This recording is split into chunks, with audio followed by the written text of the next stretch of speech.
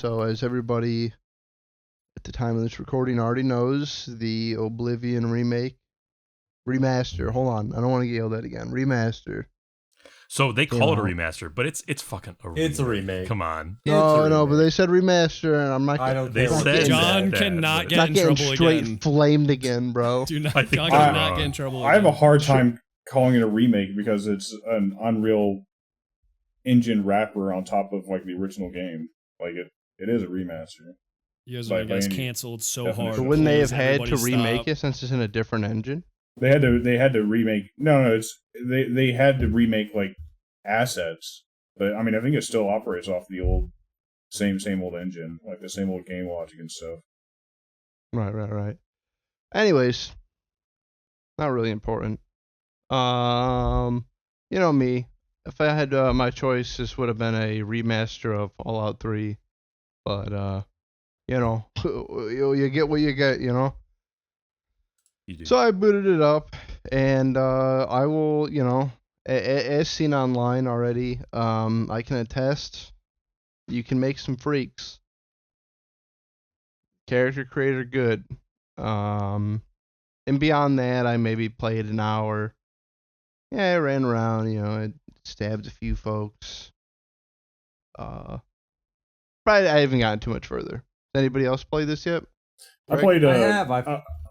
It's about the same as you, just like maybe like 30 minutes past the tutorial or so. Game looks gorgeous. It really does pop. It makes me almost wish they really did go all the way into what I would call like true remake territory, because like looking around, things look fucking great. And then I opened my menu to do anything at all, and I'm like, oh yeah, god, this has like this is a UI that was not made with keyboard in mind at all. And it's pretty annoying that part of it. But yeah, game looks great. I did replay Oblivion like 2 years ago, so maybe I'm not the best audience for this because the game is already kind of fresh in my mind. But yeah. On the other hand, Greg, is the physics nonsense intact like you wanted? I can say yes. Or at least I believe it is. I played about 3 hours of it. I beelined it to Shadenhall. I killed a homeless person and joined the Dark Brotherhood. And then I closed an Oblivion gate. And these guys were chasing me, these Dremora. And they like cartoonishly like fell in a hole that I like jumped over, and they just plummeted to their death. It was pretty cool. Nice work. It's just Oblivion, man. It's kind of like, you know, what everybody I feel like wanted in a remake, or you know, a remaster, whatever you want to call it. It's just Oblivion, but it looks really good. People look. I will say, when the Emperor, you know, in the start when the Emperor comes in your cell, that was a little jarring with how realistic he looked. I was like, oh shit, dude. I don't like. It reminded me of John, you probably remember him, like in Fallout 1 and 2, like those live action like ish CGI cutscenes when you talk to people. Yeah. That's what they look like when you talk to people now. I can see your pores, Uriel. Uriel. A little bit. But I've been having fun. I had a blast playing it. Nice.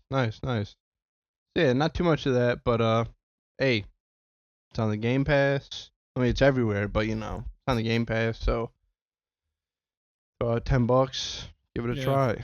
My Game I heard they Pass fixed the leveling. Yeah, I heard they I adjusted can't that a little bit. really comment because I don't know what was wrong with it, so never an Oblivion head. They did. It's like a mix of what do you call it? Like Skyrim's and like base Oblivion leveling system. Okay. The problem used to be that it was scaling, so that, like, the world would scale to your level and enemies would change based on your level and get harder. So eventually you get I haven't had to run into that yet. I have just beaten up scamps, so I am in scamp territory still. But I do feel like one night I'm going to go to sleep and wake up, and there's going to be Daedroth beating my ass. That's what happens. Sorry, Vito, you were saying about Game Pass. Yeah, I might try it on Game Pass. I loved Oblivion. when it came out. It was like one of my favorite games of all time, but I haven't played it since then. And I'm like a little afraid. This is a veto thing. I know you guys all say it's great and still fun. But I'm a little worried that like if I boot it up, like I'm just not really gonna enjoy it just because it's a little Vito? archaic in some ways. Vito, You know, do you want me to tell you, or do you want me to just let you find out on your own, bud? no, this one I need to do on my own. Hey, say no more. I think Oblivion largely holds up, and I would say that even I think it is. I would say that even before. I mean, without the remaster, if you want to play Oblivion, I would have been like, yeah, you got to use these mods to really make it Make fresh. sure the game doesn't collapse in on itself. But I think you'll be surprised, Vito, at how much you enjoy it. Sure. Sweet. Sure. Remakester. That's what we should call them. I just feel like John's acting like he knows something I don't. It's making me nervous. But let's Nah. move on though. Yeah, moving on. Hey, if you needed more incentive to snatch up the Game Pass for a month or whatever they sell it for, I also played. Came out yesterday, maybe today. Clair Obscur Expedition 33. That is not a John game. It did come out this morning, and actually, it is a John game. I would have pegged it as a John game. John played JRPGs since when you played JRPGs? He bought Final That's what Fantasy. the J. He Well, Final JRPG is, Fantasy, bro. Dragon Quest. Persona? He made me play Golden Sun. One, Alright, I have Persona's played not the many only JRPGs. bro. I do not really care for the Personas because I don't want to run around as a high school kid fighting ghosts or whatever. But I thought that's like every JRPG, but yeah, I I've played Ni no Kuni. I've played some of the Final Fantasies. I've played Dragon Quest. More so, I'm a fan of turn-based combat. I don't care if it's Western. I don't even think this is and I don't know this. I'm talking completely out of my ass. I don't even think this is a JRPG. It is a turn-based RPG, but I believe it is French. Yeah, I mean, obviously it is inspired from those, but yeah, this is not that. And I want to try and talk about this game briefly without saying anything too much about it, because while it is part of the game that you are kind of just thrown into this world. Now this is gonna bug me. I have to ask, and I should have done my research. Did Robert Patterson, did he model for the main character in this game? I don't think so. I think we mentioned that when we first saw the trailers for this, that guy looks a strange amount like Robert Pattinson. No, but you know who did? His brother? Daredevil. Charlie Thomas Cox plays the main character. He plays the character. See, now as soon as I see him, all I see is Robert Patterson. Anyways, you start off with this character, and you're thrown into this. I don't even know if it's Earth. You're thrown into this world during an event that they give you no explanation for, and it's a very strange event. And then you're kind of just sent into it, and shit starts happening. So story-wise, I really don't want to say anything until you guys, because I've heard multiple people say they're going to try and play it later. Definitely, yeah. I don't want to spoil that. So I guess we'll just talk about gameplay. So far, I've been digging it. It is turn-based combat. However, it is like the kind of action turn-based combat where, when the enemy is attacking you, you have opportunities to either, parry the attack or dodge it by, pressing the button at the right time. Kind of like the Mario and Luigi games or Sea of Stars. Okay. Except for in this game, it even switches it up a little bit more because, normally, let's say Sea of Stars, for instance, right? You see an enemy, you know the enemy. After 2 or 3 times fighting it, you've muscle memory. You've got the attack pattern down. But in this game, the enemies have different attack speeds. So when it's attacking you, it'll say like, so-and-so is attacking slowly. So, out of a basic attack, they have like several different variations. You don't always just snap muscle memory. Like, oh, press it here, press it here. You got to kind of be watching for their animations. So that's pretty cool. Yeah. On the other side, when you're attacking, it also, I'm not very far into the game, but so far it's just been like, quick time event, pressing a button, and if you press it, during a certain window, you get even more benefit from it. I kind of wish there was a little bit more to it. I mean, it's fine, it's serviceable, but like, if I'm looking back at something like Sea of Stars or the Mario and Luigi RPGs, those games had you essentially doing that, but you were actually doing like an action on screen. So like, Mario and Luigi, you'd be pressing A, but the A would be in timed with you like kicking a Koopa shell back and forth. And in this, you're just doing kind of a quick time event, and then the character just kind of just does something crazy, or just gets powered up. Okay, so if So they not- had just associated some kind of on-screen animation with it, it probably would have felt, more intertwined. Yeah, I think it would have felt a little bit better, but like I said, very pretty small nitpick. And then beyond that, there seems to be a system where you can kind of equip these. I forget what they even fucking call them, but we'll call them charms. And after completing so many combats with the charm equipped, you unlock like a passive ability you can put on your people. They cost different points, so you can have a team. You're gonna be loading them out with different stuff. Kind of standard affair for these games, but it all felt really good. And like I said, I think part of the story draw is that you are thrown into this world with pretty much no foreknowledge or anything. And I didn't read about this game or really know anything about it before playing, so even from that, I don't know anything. And so far, the mystery is holding up. I want to know what the hell. I don't even know why I'm on this expedition. I don't even know what it is. I know why it's called Expedition 33, but I don't really know what we're doing. I just Yeah. remember from the hype trailers, like, you got to make sure that Paintress can never paint death again.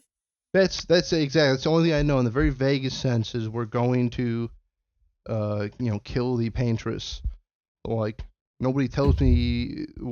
I don't even know if that's a person, if it's like an entity, an army, a machine. Yeah, you don't need to know that. I don't know That's shit, like dude. that's a need to know situation, soldier. But I tell you what, I want to know. I was playing it just up until we started podding, and I was having fun. That's pretty Cool, yeah. I was actually on the verge of literally buying this before I found out it was on Game Pass. I'm excited to play it. Yeah, great Game Pass snag.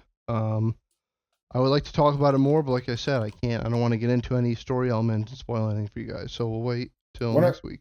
Wonder how they feel about Oblivion fucking shadow dropping 2 days ago, right? Like, that's gotta suck. Like you playing a release date so carefully, and then Bethesda just drops Oblivion Remaster. Yeah, right. I do agree. And they're but, both on Game Pass. I was gonna Yeah. say, I wonder how the Game Pass works. Do they not? I mean, I guess you have to care in some sense, to show numbers. But like, do they not care if they sell a lot because they got Game Pass money, or it's a Game Pass money, based on how many downloads or whatever, how many people are you bringing to Game Pass? We pay out to you.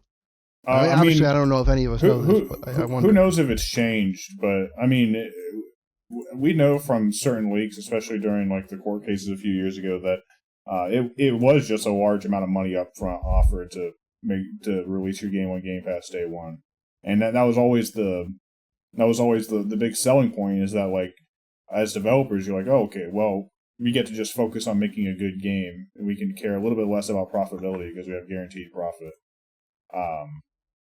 And now whether things have changed or whether there's like additional kickbacks if your game does really well or not, who knows?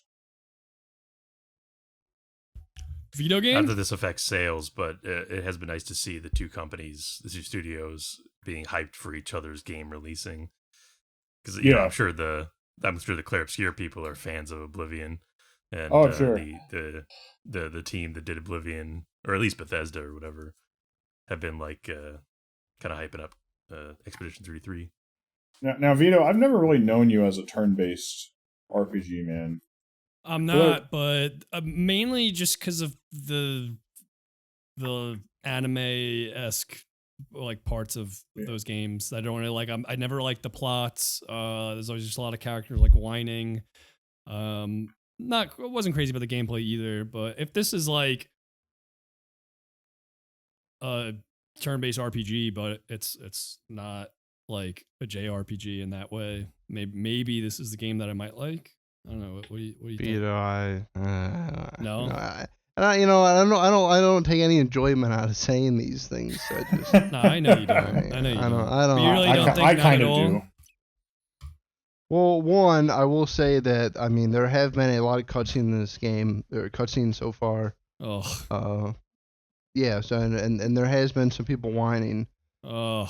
And I would say deservedly so. There's some this expedition ain't no light stuff, but right there, I've already kind of cut you out. Yeah, I did hear, picking through the reviews, people using words like a bit melodramatic to describe the story, but I heard the story is overall like good, and it's one review I saw said it was a bit melodramatic, but at the same time it was cool how sincere and earnest it was about how it handles the problems it handles. So that's kind of I cool can to see that see. so far. I can see it so far. Vito, yeah, earlier in the I'm episode, I digging did give you the authority. I did give you the ability to play anything you wanted, so you can definitely play it if you You want. think you're helping I- him, but you're only hurting him, yeah. Flask. Please Look, stop. what he does with that is up to him, but it's wide open. When you the do doors stuff like are that, open. they punish me more. No. This is what's gonna happen. He's gonna play these games. And he's gonna hate them. He's gonna hate that he wasted time. Then he's gonna hate us. I don't want that to happen. Yes. That's what's gonna happen. And I tried to stop it, but anyways. But then I allowed it.